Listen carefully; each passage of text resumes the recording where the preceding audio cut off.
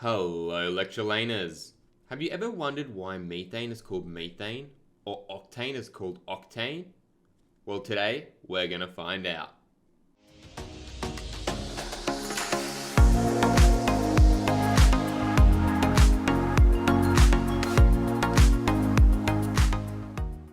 Hello and welcome back to Lecture Lane. So today we're going to be looking at organic nomenclature, which is basically the naming of organic molecules. Now there are three major steps when naming any organic molecule. The first thing to do is to identify the longest carbon chain.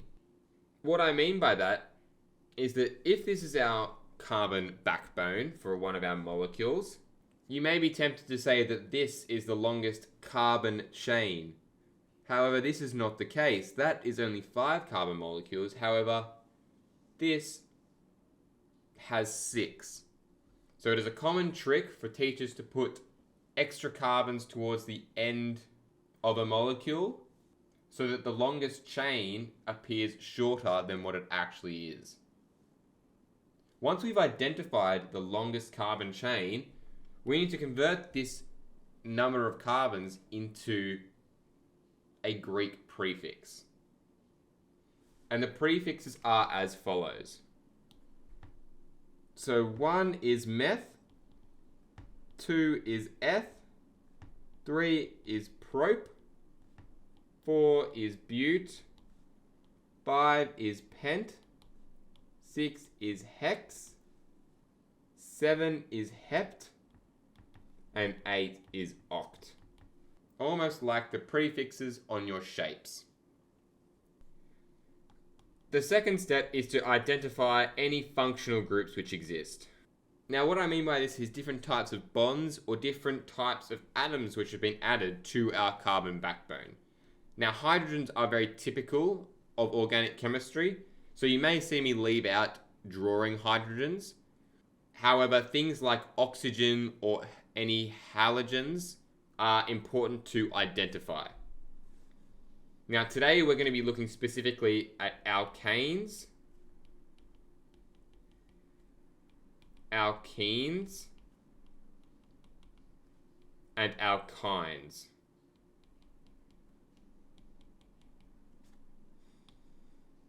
And these refer to single, double, and triple bonds respectively. So the molecule I've drawn has a double bond coming off the carbon on the right. So therefore that would be designated an alkene because alkenes are double bonded molecules. It doesn't have to have all double bonds, just one means it's an alkene.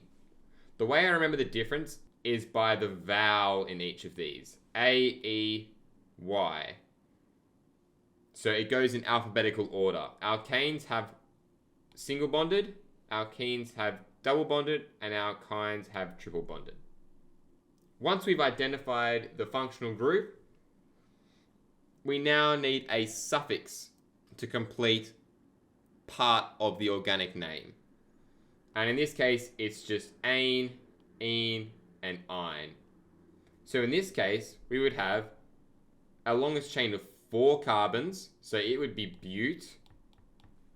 And because it's a double bond, it would be an ene. So butene. Now, the location of these functional groups is also important. It is connected from carbon number 1 if you read this from right to left. So therefore, this is but1ene.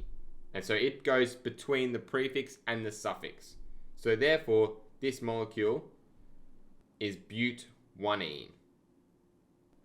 Now, you may be wondering, why can't it be the but3ene? Because if we read it from left to right, it would be but3ene. Well, we always try to read it either from left or right to left, such that we choose the lowest number possible. So in this case, it's but1ene, because it comes off the first carbon. The last step is to identify any side groups. So if I had this molecule, which we would have already identified that it is butane, I can see that there's a carbon that branches off the main chain. Now there's 3 things we need to know about these side groups. How many carbons are in the side group? how many side groups are there and where are they. In this case, the amount of carbons in the side chain follows the same rules as how many carbons are in the longest chain. So if there's one carbon, it is a meth. If there's two carbons, there's eth, prop, etc. So in this case, because there's one, it's a meth. And we always then say il at the end to indicate that it's a side group. So this is methyl. It's coming off the second carbon, so it's 2-methyl. And there's only one, so we don't have to worry about indicating that there's multiple. However, let's say we had a second side branch off the same carbon. Well, now we need to say that it's 2,2 because there's 2 carbons coming off that second carbon. But we also need to indicate next to the methyl that there's 2. So it's almost like a fail-safe, writing 2,2 and indicating that it's dimethyl. So the numbering system for saying how many there are is slightly different. For 2, it's di. For 3, it's tri. And 4 is tetra. And that indicates how many side groups or functional groups there are. Let's move on to some practice questions. So the first thing I'm going to do is try to identify the longest carbon chain in our organic molecule. And although you might be tempted to just say the bottom 4 carbons is the longest, actually the longest continuous carbon chain are these 5 carbon molecules in an L shape.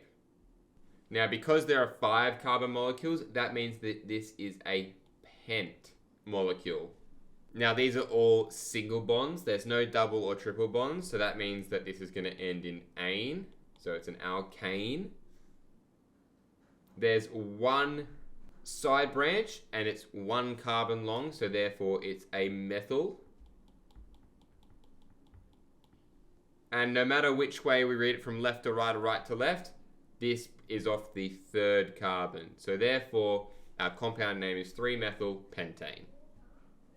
So by identifying the longest carbon chain, it's the bottom 4 carbons. Therefore, this is a bute molecule.